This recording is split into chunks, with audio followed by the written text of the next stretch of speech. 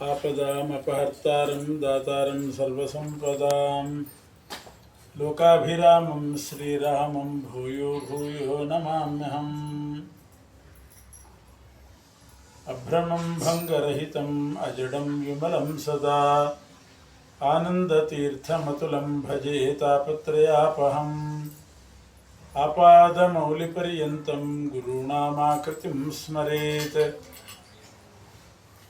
तेन विघ्नाः प्रणश्यन्ति सिद्ध्यन्ति च मनोरथाः। ಶ್ರೀಕೃಷ್ಣ ನಂದಗೋಕುಲದಲ್ಲಿರುವಾಗ ಅನೇಕ ಕಂಸಭೃತ್ಯರನ್ನು ವಧೆ ಮಾಡಿದ. ಪೂತನ, ತೃಣಾವರ್ತ, ಶಕಟಾಕ್ಷ ಇವರನ್ನೆಲ್ಲ ಕೊಂದ. ಅವನು ಅವತಾರ ಮಾಡಿದ್ದೇ ಜಾತಃ ಕಂಸವಧಾರ್ಥಾಯ ಭೂಭಾರ ಹರಣಾಯ ಚ ಅಂತ. ಕಂಸನ ವಧೆ ಮಾಡಬೇಕು, ಭೂಮಿಗೆ ಭಾರವಾದಂತಹ ದೈತ್ಯರನ್ನೆಲ್ಲ ನಾಶ ಮಾಡಬೇಕು ಅಂತಲೇ ಅವತಾರ ಮಾಡಿದ್ದ. ನಂದಗೋಕುಲದಲ್ಲಿ ಕೆಲವು ಕೆಲಸ ಮಾಡಿದ. ವೃಂದಾವನಕ್ಕೆ ಬಂದು ಅಲ್ಲಿ ಕಂಸನ ಭೃತ್ಯರೆಲ್ಲ ಬಂದಾಗ ಅವರನ್ನೂ ಕೂಡ ವಧೆ ಮಾಡಿದ. ಕಂಸ ವಧೆ ಒಂದು ಬಾಕಿ ಇತ್ತು. ಆ ಹೊತ್ತಿಗೆ ಕಂಸನೇ ಕೃಷ್ಣನನ್ನು ಮಧುರಾಪಟ್ಟಣಕ್ಕೆ ಕರೆಸಿ ಅವನನ್ನು ಇಲ್ಲೇ ತಾನೇ ವಧೆ ಮಾಡಬೇಕು ಅಂತ ಉಪಾಯ ಮಾಡಿ ಸಂಚು ಹೂಡಿ ಅಕ್ರೂರನನ್ನು ಕೊಟ್ಟು ಕಳಿಸಿದ. ಅಕ್ರೂರ ಕಂಸನ ಮಂತ್ರಿ, ಒಳ್ಳೆ ಜೀವ ಹೊಟ್ಟೆಪಾಡಿಗಾಗಿ ಅಲ್ಲಿ ಸೇರಿಕೊಂಡಿದ್ದ ಅಷ್ಟೇ. ಅಕ್ರೂರ ರಥ ತಗೊಂಡು ಮಧುರಾಪಟ್ಟಣದಿಂದ ನಂದಗೋಕುಲಕ್ಕೆ ಬಂದ.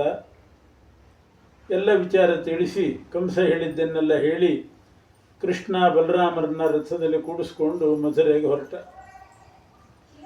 ಬೇಗ ಹೊರಟಿದ್ದಾನೆ. ಬೆಳಗ್ಗೆ ಮಧ್ಯಾಹ್ನದ ಹೊತ್ತಾದಾಗ ಸ್ನಾನ ಸಂಧ್ಯಾವಂದನಾದಿಗಳನ್ನು ಮಾಡಬೇಕು ಅಂತ ಹೇಳಿ ಅಕ್ರೂರ ರಥ ನಿಲ್ಲಿಸಿ ಕೃಷ್ಣನ ರಥದಲ್ಲಿ ಕೂಡಿಸಿ ಬಲರಾಮನ್ನು ಕೂಡಿಸಿ ತಾನು ಯಮುನಾ ನದಿಗೆ ಸ್ನಾನಕ್ಕಿಳಿತಾನೆ. ನಂದಗೋಕುಲದಿಂದ ಮಥುರಾಕ್ಕೆ ಹೋಗುವಾಗ ದಾರಿಯಲ್ಲಿ ಯಮುನಾ ನದಿ ಬರುತ್ತದೆ ಅಡ್ಡ, ಅಲ್ಲಿ ಇಳಿಸಿದ.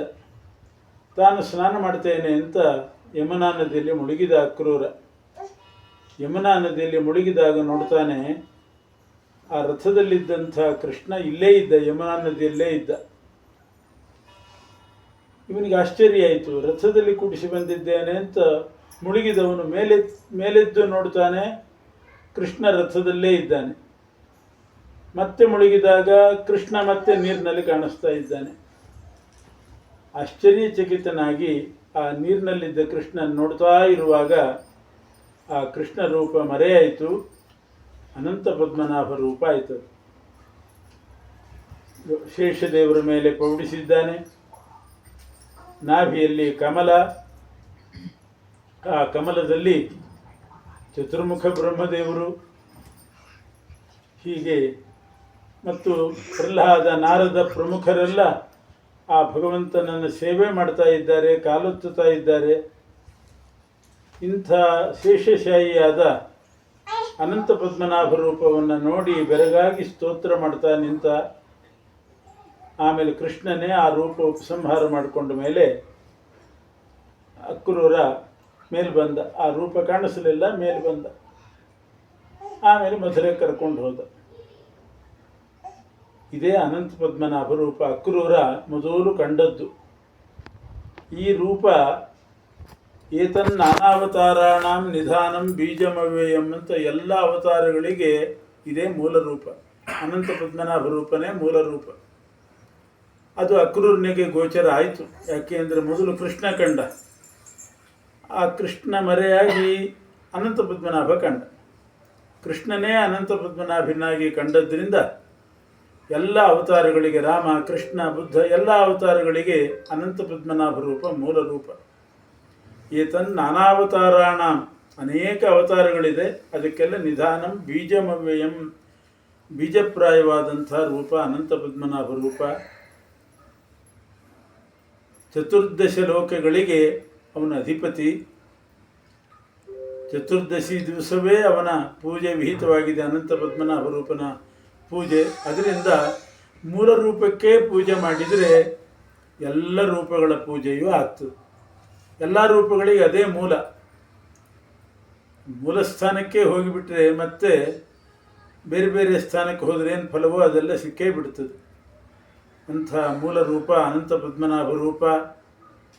ಎಲ್ಲ ಬ್ರಹ್ಮಾದಿ ದೇವತೆಗಳೆಲ್ಲ ಅವನ ಕಿಂಕರರು ಅನ್ನೋದು ಆ ರೂಪ ನೋಡಿದಾಗ ಅಕ್ರೂರನಿಗೆ ಕಂಡಿದೆ.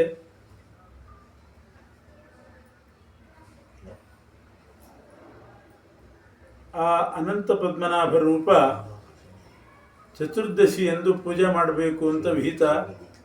ಅದು ಕಾಮ್ಯಕರ್ಮ ಅಲ್ಲ. ಸತ್ಯನಾರಾಯಣ ಪೂಜೆ ಇಂಥವೆಲ್ಲ ಕಾಮ್ಯಕರ್ಮ. ಆದರೆ ಅನಂತ ಪದ್ಮನಾಭನ ಪೂಜೆ ಮಾತ್ರ ನಿತ್ಯಕರ್ಮ. ಯತಿಗಳಿಗೆ, ಸನ್ಯಾಸಿಗಳಿಗೆ ಕಾಮ್ಯಕರ್ಮ ಇಲ್ಲ.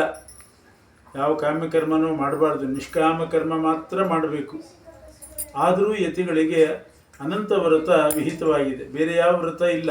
ಅಂದರೆ ಸತ್ಯನಾರಾಯಣ ವ್ರತ, ಏನು ಬೇರೆ ಬೇರೆ ವರಮಹಾಲಕ್ಷ್ಮಿ ವ್ರತ ಇಂಥದ್ದೆಲ್ಲ ಇದೆ. ಆದರೆ ಯತಿಗಳಿಗೆ ಅನಂತ ಪದ್ಮನಾಭ ವ್ರತ ಮಾತ್ರ ನಿತ್ಯವಾಗಿ ವಿಹಿತವಾಗಿದೆ.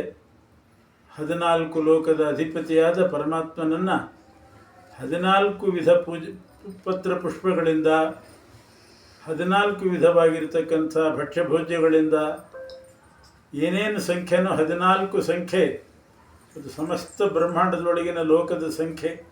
ಆ ಸಂಖ್ಯೆಯಿಂದ 14 ನಮಸ್ಕಾರ, 14 ಗಂಟಿನ ದೂರ ಬಂಧನ, ಅದರಲ್ಲಿ ಅನಂತ ಪದ್ಮನಾಭನನ್ನು ಆವಾಹನೆ ಮಾಡಿ ಅದನ್ನು ಬಂಧನ ಮಾಡಿಕೊಳ್ಳೋದು, ಇವೆಲ್ಲ ವಿಹಿತವಾಗಿದೆ. ಅನಂತ ಅಂತಂದರೆ ನಾಶರಹಿತ ಅಂತ ಅರ್ಥ.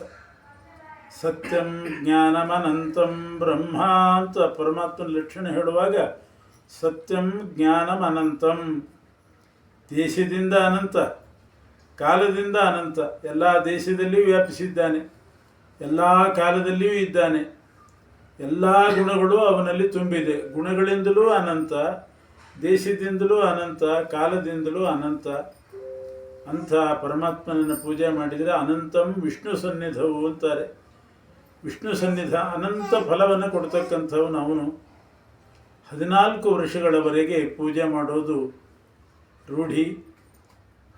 ಮಾಡೋದು ಯಾವಾಗಲೂ ಮಾಡ್ಬೋದು. 14 ವರ್ಷ ಅಂತೂ ಒಂದು ವ್ರತ ಅಂತ ಸ್ವೀಕಾರ ಮಾಡಿ ಅನಂತ ಪದ್ಮನಾಭನ ಪೂಜೆ ವಿಹಿತವಾಗಿದೆ. ಅದರ ದಿವಸ ಇವತ್ತು.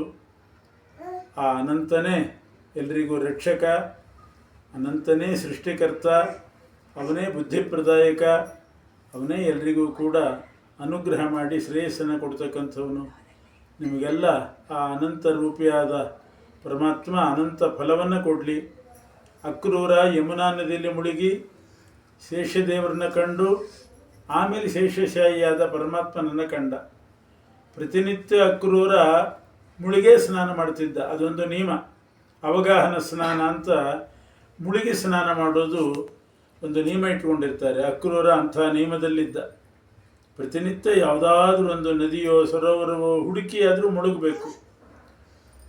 ಮುಳುಗಿದಾಗ ದಿನ ಶೇಷ ಕಾಣಿಸ್ತಾ ಇದ್ದ, ಶೇಷಶಾಹಿಯಾದ ಪರಮಾತ್ಮ ಕಾಣಿಸ್ತಾ ಇದ್ದೆ. ಅವತ್ತು ಮಾತ್ರ ಕೃಷ್ಣನ ಕರ್ಕೊಂಡು ಮಧುರಾಪಟ್ಟಣಕ್ಕೆ ಹೋಗುವಾಗ ಶೇಷನ ಜೊತೆಗೆ ಶೇಷಶಾಹಿಯಾದ ಪರಮಾತ್ಮನೂ ಕಂಡ. ನಿತ್ಯಂ ಹಿ ಶೇಷಮಭಿಪಶ್ಯತಿ ಸಿದ್ಧ ಮಂತ್ರ, ಅಷ್ಟು ಮಂತ್ರಸಿದ್ಧಿ ಇತ್ತು, ಅವತ್ತು ಫಲಿಸ್ತು. ಅದೇ ರೀತಿ ಅನಂತ ಪದ್ಮನಾಭ ರೂಪಿಯಾಗಿರ್ತಕ್ಕಂಥ ಪರಮಾತ್ಮ ಅಕ್ರೂರನಿಗೆ ಅನುಗ್ರಹ ಮಾಡಿದಂತೆ ಯಾವ ಕ್ರೌರ್ಯವೂ ಇಲ್ಲದ ಶುದ್ಧ ಹೃದಯ ಅಂತಃಕರಣದವರಿಗೆ ಅನುಗ್ರಹ ಮಾಡ್ತಾನೆ. ನಿಮಗೆಲ್ಲರಿಗೂ ಕೂಡ ಅನಂತ ಪದ್ಮನಾಭನ ಅನಂತ ಅನುಗ್ರಹ ಇರಲಿ ಅಂತ ದೇವರಲ್ಲಿ ಪ್ರಾರ್ಥನೆ ಮಾಡ್ತಾನೆ.